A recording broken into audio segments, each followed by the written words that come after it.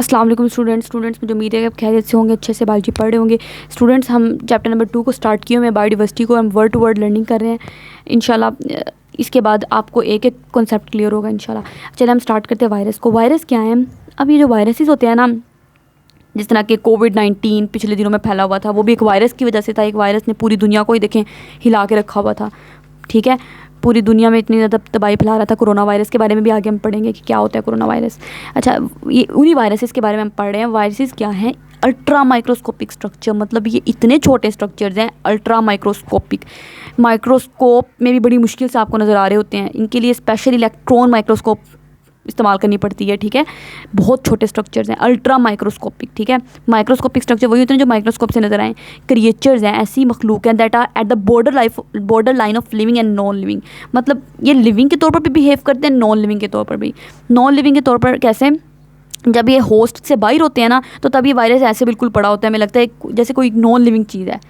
लेकिन जब ये होस्ट के अंदर आ जाता है, जिस तरह की ह्यूमन बीइंग मेरे अंदर आ गया, मैं एक होस्ट इसका बन गई, अब भी मेरे अंदर जाके अपनी रिप्रोडक्शन करेगा, अपनी तादाद को बढ़ाएगा, सही है। तो ये इसलिए जब ये हमारे सेल से बाहर मौजूद होता है, हमारी बॉडी से बाहर मौजूद होता है, तो हम इसको नॉन लिविंग समझ रहे होते हैं। लेकिन जब बॉडी के अंदर आता है, तब ये अपनी तादाद को बढ़ाता है, रिप्रोडक्शन करता है, फिर ये लिविंग बन जाता है, ठीक है। तो इसलिए इसको कहा जाता है एट द बॉर्डर लाइन पे है, लिविंग और नॉन लिविंग दोनों के।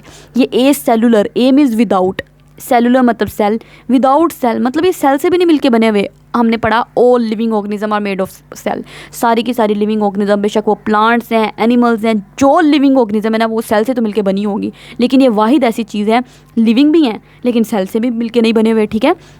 दे are not made of cell, ये सेल से मिलकर नहीं बने होते। एंड डोंट हैव ऑर्गेनेली, जब सेल नहीं है तो सेल के अंदर ही तो ऑर्गेनेलीज नहीं मौजूद होना होता, तो ऑर्गेनेलीज भी कहाँ से आएंगी, ठीक है। तो वायरस पे किस चीज़ पे मुश्तमिल होता है? ये देखिए, वायरस का आपको स्ट्रक्चर दिखाऊँ, इस तरह का वायरस होता है, ठीक। मतलब अगर मैं ऐसे यहाँ पे खुद बना के दिखाऊँ, ऐसे करके वायरस का स्ट्रक्चर होता है। ये वायरस का बाहर की तरफ प्रोटीन कोट है, ये कोट है जो प्रोटीन से मिलकर बना हुआ है, और अंदर इसके या डीएनए होगा या आरएनए होगा। हमारे हालांकि सेल्स के अंदर डीएनए आरएनए दोनों चीज़ें होती हैं।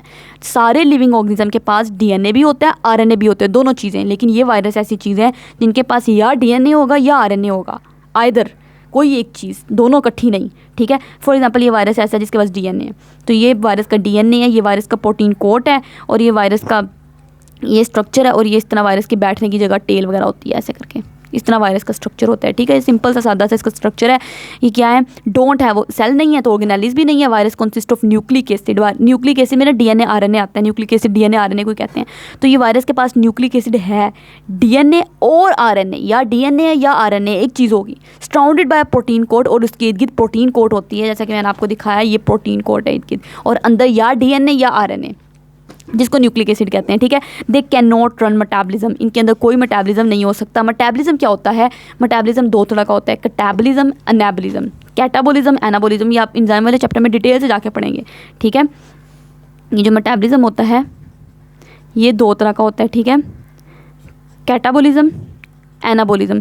कैटाबॉलिज्म में क्या होता है? कैटा मीन कट, बड़े मॉलिक्यूल को छोटे मॉलिक्यूल में तोड़ा जाता है, और एनाबॉलिज्म में छोटे मॉलिक्यूल मिला के बड़े मॉलिक्यूल बनाए जाते हैं। यही तो प्रोसेस चल रहा होता है लिविंग ऑर्गेनिज्म के अंदर, या आप बड़े मॉलिक्यूल को छोटे मॉलिक्यूल में तोड़ते जाओ या छोटों को मिला के बड़े बनाते रहो, ठीक है। इनके अंदर मेटाबॉलिज्म का प्रोसेस नहीं होता, इसलिए हम इनको नॉन लिविंग समझ रहे होते हैं। लेकिन क्यों? क्योंकि इनके पास कुछ मशीनरी नहीं है। मशीनरी मतलब इंजाइम्स।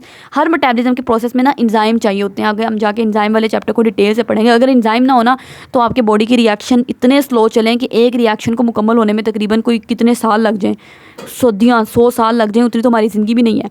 तो इसलिए इंजाइम हर रिएक्शन को स्पीड अप करते हैं। इनके पास वो इंजाइम नहीं होते, इसलिए ये रिएक्शन नहीं कर पाते, ठीक है। लेकिन जब ये हमारी बॉडी में एंटर होते हैं ना, तो हमारे इंजाइम को इस्तेमाल करना शुरू कर देते हैं अपने फ़ायदे के लिए, अपनी तादाद को बढ़ाने के लिए, ठीक। तो वो कह रहे हैं कि they can not run metabolism, इनके अंदर मेटाबॉलिज्म नहीं हो सकता क्योंकि इनके पास मशीनरी नहीं है for the synthesis of their protein. लेकिन जब इन्होंने अपनी तादाद को बढ़ाना है, अपनी प्रोटीन को मजीद तैयार करना है, and to increase in number, और अपनी नंबर को तादाद में बढ़ाना है, तो viruses become parasites in organism. ये हमारी बॉडी के अंदर एंटर हो जाते हैं, और एंटर होकर हमारी मशीनरी को इस्तेमाल करना शुरू कर देते हैं, और बदले में हमें नुकसान पहुंचाना शुरू कर देते हैं। इसलिए इनको कहते हैं पैरासाइट बन जाते हैं। पैरासाइट वही होता है ना जो हमारी बॉडी के अंदर एंटर हो जाए और हमसे न्यूट्रिशन ले, हमसे खाना वगैरह ले, और उल्टा में नुकसान भी पहुँचाए। तो ये भी वही काम करते हैं, ये हमारी बॉडी के अंदर एंटर होते हैं, हमारे पैरासाइट बन जाते हैं, ठीक है। मतलब ऑर्गेनिजम्स के अंदर, जिस तरह पौधों के अंदर एंटर हो गए, एनिमल्स के अंदर एंटर हो गए, बैक्टीरिया के अंदर एंटर हो गए। वायरस इवन बैक्टीरिया को भी नहीं छोड़ता, बैक्टीरिया के अंदर भी एंटर हो जाता है, ठीक है। ये उन्होंने वही वायरस दिखाया हुआ है, बैक्टीरियोफेज है, देखें ये बैक्टीरियोफेज वायरस है। बैक्टीरियोफेज वो वायरस होता है जो बैक्टीरिया पे अटैक करे, बैक्टीरिया को भी ना छोड़े। ये वायरस चाहता है बैक्टीरिया के अंदर एंटर होकर ना बैक्टीरिया को डिस्ट्रॉय कर देता है। उसकी मशीनरी को इस्तेमाल करके अपनी तादाद को बढ़ा के बैक्टीरिया को ख़त्म कर देते हैं, ठीक है।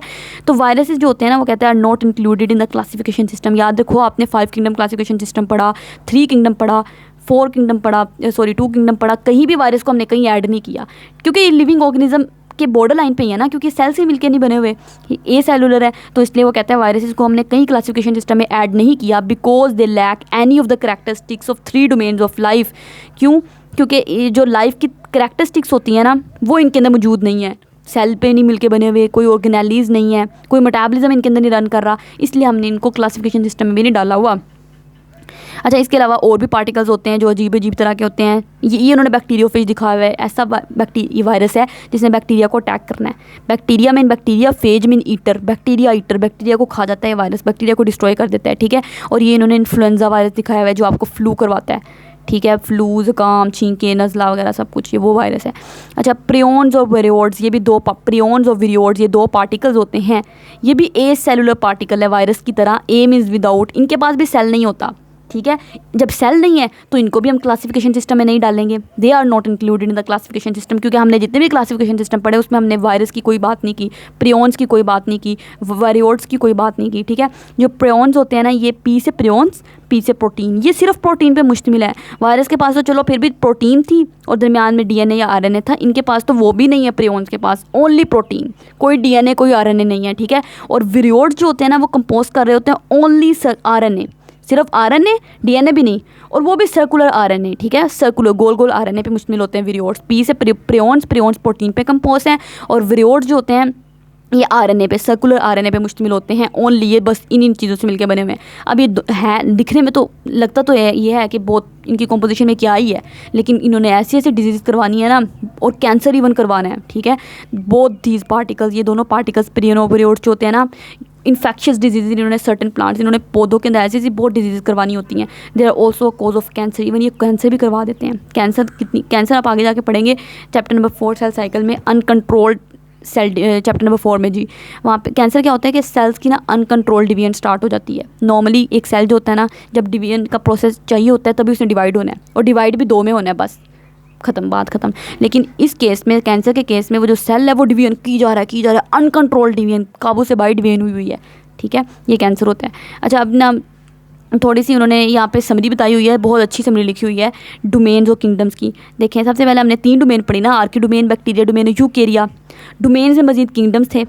आर्की में कौन सा किंगडम था? एक ही किंगडम था ना, आर्की बैक्टीरिया किंगडम, और बैक्टीरिया में एक किंगडम था, यू बैक्टीरिया, और यूकेरिया में हमने फैप पढ़ा था, फंजाई, एलिमीलिया, प्लांटी और प्रोटिस्टा, ये 4 किंगडम्स हैं। अब हम इनकी थोड़ी करैक्टरिस्टिक पढ़ लेते हैं। आर्की बैक्टीरिया और यू बैक्टीरिया, आर्की बैक्टीरिया की ये करैक्टरिस्टिक हैं, यू बैक्टीरिया की ये हैं, प्रोटिस्टा की ये हैं, इस तरह करके, ठीक है। सेल टाइप पहले देख लें, आर्की बैक्टीरिया, यू बैक्टीरिया, आपको पता है दोनों बैक्टीरिया हैं तो प्रोकैरियोट्स होंगे, और ये सारे यूकैरियोट हैं, क्योंकि हैं ही यूकैरिया के टाइप में, तो सारे यूकैरियोट्स हैं, ठीक है। न्यूक्लियर इन्वेलप मतलब न्यूक्लियस जो होता है मौजूद होता है। प्रोकैरियोट और यूकैरियोट में यही फ़र्क है कि प्रोकैरियोट्स के पास न्यूक्लियस नहीं होता, तो इनके पास न्यूक्लियस नहीं है, इनके यूकैरियोट्स में होता है सब में, तो सब में न्यूक्लियस होगा, ठीक। सेल वॉल की बात करें, हमने पढ़ा आर्की बैक्टीरिया की सेल वॉल, किस जो पुराने बैक्टीरिया थे उनकी सेल वॉल में सिर्फ एक ही चीज़ थी, पॉलीपेप्टाइड प्रोटीन। यू बैक्टीरिया के पास अलबत्ता पेप्टाइड भी था, कार्बोहाइड्रेट भी था इनकी सेल वॉल में ना। और प्रोटिस्टा की जो सेल वॉल थी, कुछ के अंदर सेल वॉल मौजूद थी, कुछ के अंदर नहीं थी। फंजाई की सेल वॉल काइटिन से मिलकर बनी होती है, और प्लांट की सेल वॉल सेलुलोज से मिलकर बनी होती है, ठीक। और एनिमल्स की सेल वॉल होती नहीं है। ये देखिए इन्होंने कितना अच्छा कंपैरिजन किया हुआ है। इसके अलावा मोड ऑफ न्यूट्रिशन, खाना कहाँ से ऑब्टेन करते हैं। बैक्टीरिया हमने पढ़ा, कुछ बैक्टीरिया ऑटोट्रॉफ होते हैं, अपना खाना खुद बना लेते हैं, कुछ हेटरोट्रॉफ होते हैं, वो डिजीज़ काज करवा के फिर अपना खाना लेते हैं। प्रोटिस्टा में भी यही सीन है, ऑटोट्रॉफ भी हो सकते हैं, हेटरोट्रॉफ भी हो सकते हैं, या दोनों हो सकते हैं। यूग्लिना जिस तरह था, ऑटोट्रॉफ भी था, हेटरोट्रॉफ भी है। फंजाई जो होती है ये हेटेरोट्रॉफ है, और कौन सी हेटेरोट्रॉफ है? एब्जॉर्प्टिव, ये हम डिटेल से पढ़ चुके हैं पीछे। प्लांटी में क्या है, प्लांट्स कैसे होते हैं? ऑटोट्रॉफ होते हैं, अपना खाना खुद बना लेते हैं। एनिमल हम हेटेरोट्रॉफ हैं, लेकिन कौन से वाले? इंजेस्टिव हेटेरोट्रॉफ, ये भी बात याद रखनी है। हेटेरोट्रॉफ हैं कौन से वाले? इंजेस्टिव, वो एब्जॉर्प्टिव है, ठीक है। अच्छा, मल्टी सेलुलरिटी की बात करें, आर्की बैक्टीरिया और यू बैक्टीरिया जो होते हैं, जाहिर सी बात है आपको क्या नज़र आते हैं, नेक डाई से नहीं, तो मतलब ये सिंगल सेल पे मुश्तमिल है। तो मल्टी सेलुलरिटी मतलब मैनी सेल्स, इनमें मैनी सेल्स नहीं होते, इनमें ज़्यादातर में हो जाते हैं प्रोटिस्ट में। फंजाई में क्या होता है, कुछ फंजाई मल्टी सेलुलर होती है जिस तरह मशरूम वगैरह है, लेकिन कुछ फंजाई यूनिसेलुलर भी होती है जिस तरह यीस्ट वगैरह हमने पढ़ा। प्लांट सारे के सारे मल्टी सेलुलर हैं क्योंकि सारे के सारे प्लांट्स आपको नज़र आ जाते हैं आपकी नेक डाई से ना, माइक्रोस्कोप में देखने की ज़रूरत नहीं पड़ती, मैनी सेल पे मुश्तमिल है। एनिमल भी सारे के सारे मल्टी सेलुलर होते हैं। तो ये इन्होंने अच्छा कंपैरिजन किया हुआ था, ठीक हो गया। उसके बाद कोरोना वायरस के बारे में थोड़ा सा पढ़ लेते हैं। कोरोना वायरस क्या है, ये एक वायरस था जो लेट 2019 में आइडेंटिफाई हुआ था वुहान चाइना में, ठीक है, चाइना के शहर वुहान से निकला था ये वायरस। इसने पेंडेमिक कॉज की ऑफ द रेस्पिरेटरी इलनेस। इसमें मास्क लगाते थे ना आपको रेस्पिरेटरी ट्रैक्ट, जो सांस लेने में मसला पेश होना शुरू हो जाता था। इस पेंडेमिक का मतलब होता है वो वबा जो पूरी दुनिया में फैल जाए, पूरी दुनिया के लेवल पे, जाहिर सी बात है कोविड-19 फैल गया था, ठीक है।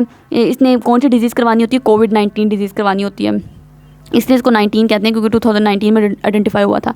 ये वायरस कैसे स्प्रेड करता है, रेस्पिरेटरी ड्रॉपलेट्स, मतलब रेस्पिरेटरी ड्रॉपलेट्स से मुराद है कोई बंदा जिसको वायरस ने अटैक किया हुआ है, अगर वो छींकता है, खांसी करता है, बातें करता है या सांस लेता है, उनसे ये वायरस ट्रांसमिट होता था, ठीक है। जब कब कैसे ट्रांसमिट होता है, जब इन्फेक्टेड पर्सन खांसता है, छींके मतलब छींकें आती हैं उसको, या वो बात करता है या वो ब्रीथ सांस लेता है, तभी वायरस ट्रांसमिट होता था, तभी तो मास्क लगाते थे। It also spreads bye touching the surfaces contaminated with the virus, या आपने कोई ऐसी सरफेस को टच कर लिया जो कॉन्टेमिनेटेड विद द वायरस, जो वायरस से ख़राब थी। जी स्टूडेंट्स, हम ये पढ़े थे कि virus it can also spread by touching surfaces. आप ऐसी सरफेस को अगर टच करो जो कॉन्टेमिनेटेड विद द वायरस, जिस पे वायरस लगा हुआ है, जो वायरस की जैसे कॉन्टेमिनेटेड हुई है, ठीक है, उस जाहिर सी बात है उस सरफेस को टच कर रहे हो तो वायरस आपके हाथों में ट्रांसफ़र हो जाएगा। और वहाँ से जब आप टच करोगे अपने ऑब्वियसली चीज़ वगैरह खाओगे, ठीक है, तो नोज़ वगैरह से वायरस आपके रेस्पिरेटरी ट्रैक्ट में चला जाएगा, आपकी नोज़ को टच करते हो, ठीक है। वेयरिंग इसलिए कहा जाता था क्योंकि वायरस रेस्पिरेटरी ड्रॉप, ये रेस्पिरेटरी ट्रैक्ट को जाके मुतासिर करता है, जिससे आप जो सांस लेने का आपका ट्रैक्ट होता है ना, उसको इसलिए कहा जाता है मास्क पहन के रखें। इसमें वेयरिंग अ मास्क पहने over the nose and mouth, ठीक है, can help to prevent the spread of disease, ताकि डिजीज़ के स्प्रेड को रोका जा सके। कॉमन सिम्टम क्या थे इस डिज़ीज़ के, इसमें पेशेंट को सबसे पहले बुखार होता था, खांसी बहुत होती थी, शॉर्टनेस ऑफ ब्रेथ, क्योंकि रेस्पिरेटरी ट्रैक्ट है ना, तो सांस लेने में मसला पेश आएगा, तो सांस लेने में शॉर्टनेस ऑफ ब्रेथ, सांस लेने में मसला पेश आता था, फटीग थकावट हो जाती थी, जिसमें में दर्दें होती थी, लॉस ऑफ टेस्ट और स्मेल, कहते थे ना कि जिसको जायका नहीं आ रहा किसी चीज़ का या स्मेल नहीं आ रही तो उसको कोविड-19 की अलामत लग रही है। तो सोर थ्रोट, गला ख़राब हो जाता है, हेडेक, सर दर्द हो जाता था इसमें पेशेंट का। तो क्या क्या इसमें पेशेंट की अलामत है, बुखार होना, बुखार होता है तो सर दर्द तो होता ही है, ठीक है। और रेस्पिरेटरी ट्रैक्ट की बीमारी है तो खांसी, शॉर्टनेस ऑफ ब्रेथ, सांस लेने में मुश्किल पेश आना, फिर बॉडी में थकावट, बॉडी में दर्द हो रही है, बॉडी एक्स, और आपको smell, loss of taste taste नहीं आ रहा होता किसी चीज़ का, किसी चीज़ की आपको स्मेल नहीं महसूस हो रही होती। वो कहते हैं सम केसेस में it can lead to severe respiratory problem, इतनी ज़्यादा आपको रेस्पिरेटरी सांस लेने में बहुत ज़्यादा मसला पेश आना शुरू हो जाता था, ख़ास तौर पर बूढ़े लोगों में and older adults and people, ख़ास तौर पर बूढ़े लोगों के अंदर। क्यों? क्योंकि उन लोगों के अंदर ना क़ुव्वत मदाफ़त पहले ही कमज़ोर होती है, बूढ़े लोगों के अंदर, ठीक है, और विद एंड पीपल, और ऐसे लोगों के अंदर विद अंडरलाइंग हेल्थ कंडीशन जिनके अंदर पहले से कोई बीमारी चल रही होती है, क्योंकि उन लोगों के अंदर क़ुव्वत मदाफ़त, जैसे कि मैंने बताया, इम्यून सिस्टम उनका पहले वीक होता है, तो उनके अंदर वायरस ज़्यादा, फिर ज़्यादा वायरस को अच्छा मौका मिल जाता था, पहले ही उनकी इम्यूनिटी कमज़ोर है, और अच्छे से अटैक करो, ठीक है। वॉशिंग हैंड्स, इसलिए कहा जाता था कि आप अपने हैंड को ना बार बार धोएं, फ्रीक्वेंटली बार बार अपने हाथों को धोएं सोप से, साबुन से, for at least 20 second, at least 20 seconds के लिए तो ज़रूर धोएं। और the use of hand sanitizer, या हैंड सैनिटाइज़र का इस्तेमाल करें, ऐसा सैनिटाइज़र जिसमें 60% अल्कोहल हो, ठीक है, can prevent the spread of disease, इससे भी इस डिजीज़ के स्प्रेड से बचा जा सकता था। क्या क्या? मास्क लगाना होता था आपको, ठीक है, अब तो अल्हम्दुलिल्लाह दुनिया से ख़त्म हो चुका है कोविड-19, ठीक है। आपको क्या क्या मास्क लगाना होता था, हाथों को अच्छे से धोएं हैंड सैनिटाइज़र से, या हैंड सैनिटाइज़र जिसके अंदर 60% अल्कोहल हो, उससे आप, और सोप से अच्छे तरीके से हाथों को धोएं, ठीक है, क्योंकि हाथ को धो लेंगे ना तो वायरस ऑब्वियसली एलिमिनेट हो जाएगा, ख़त्म हो जाएगा, तो आपके नोज़ वगैरह टच करने से नोज़ वगैरह में नहीं जाएगा और वो सारी रेस्पिरेटरी ट्रैक्ट को अफेक्ट नहीं करेगा। इसमें वैक्सीनेशन भी आई थी फिर कोविड-19 की, जो सब लोगों ने करवाई थी, तो vaccination plays a crucial role, इसमें ना वैक्सीनेशन का बहुत अहम किरदार था कोविड-19 से प्रोटेक्ट करने में। वैक्सीन्स क्या करती हैं, इम्यून सिस्टम को ना ज़्यादा मजबूत बना देती हैं, टू रिकॉग्नाइज कि वो पहचान सके वायरस को, और फिर वायरस के खिलाफ लड़ सके आपका immune system, reducing the severity of disease, जिससे डिजीज़ की सीवियरिटी कम हो जाती है। इम्यून सिस्टम क्या होता है, ये आपके ना क़ुव्वत मदाफ़त, आपकी फ़ौज है बॉडी की, जिसमें आपके वाइट ब्लड सेल आ जाते हैं, आपकी बॉडी के एंटीबॉडीज़ आ जाती हैं। ये क्या करती हैं, आपके ना कोई भी बाहर से इन्फेक्शन आता है उसके खिलाफ लड़ती हैं, ठीक है। लेकिन अब अमूमन हमारा इम्यून सिस्टम ना कभी कभार इतना एक्टिव नहीं होता। तो वैक्सीन में हम क्या करते हैं, वो जो वायरस होता है ना कोविड-19 का फॉर एग्जांपल, उस वायरस को हमने डाल दिया उस वैक्सीन के अंदर, लेकिन वो वायरस जो है ना वो किल हुआ है या वो बहुत ज़्यादा इनएक्टिवेटेड वायरस है। अब जब वो वायरस हमारी बॉडी के अंदर जाएगा तो वो जो वायरस किल्ड हुआ है, उस वायरस ने हमारी बॉडी को तो कुछ कहना नहीं है, लेकिन हमारी बॉडी एक्टिव हो जाएगी, बॉडी की आर्मी वो कहेगी दुश्मन आ गया, दुश्मन आ गया। उस दुश्मन के खिलाफ उसने पहले से ऐसे हथियार बनाना शुरू कर देने कि अगर मुस्तकबिल में अब अगर उस बंदे को कोविड-19 हो जाता है ना, तो पहले से वो हथियार बने हुए हैं। वो क्या करेंगे, उस कोविड-19 के वायरस को बिल्कुल ख़त्म कर देंगे और वो बंदा बीमार होने से बच जाएगा। ये वैक्सीन का फ़ायदा होता है, ठीक है। अब हम बायनोमियल नोमेनक्लेचर पढ़ लेते हैं, बल्कि वो अगले लेक्चर में इंशाल्लाह उसको डिटेल से पढ़ेंगे। बस ये लास्ट टॉपिक है, उसके बाद ये टॉपिक कंप्लीट हो जाएगा। अगर आपको वीडियोस अच्छी लग रही हो तो आप हमारे चैनल को काइंडली सब्सक्राइब कर दें, अपने फ्रेंड के साथ शेयर करें, लाइक करें। अल्लाह हाफिज़।